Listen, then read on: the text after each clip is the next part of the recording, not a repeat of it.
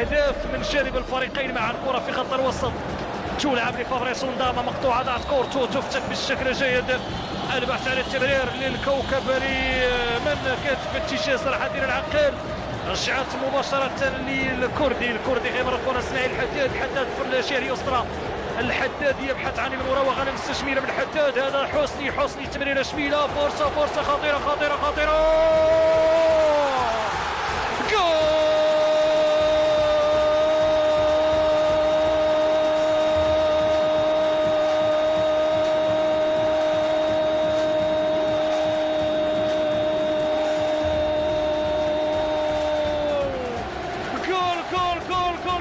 فريق الوداد هدف الثاني بطريقة جيدة يلعب على مستوى الرواق على يسار تمريرة في الجهة اليمنى. نتابعه من هذا اللاعب حسني اللي دخل مع انطلاق الجولة الثانية واردا الجوج يوقع على هدف الشخصية الثاني لفادر المقابلة فريق الوداد الرياضي.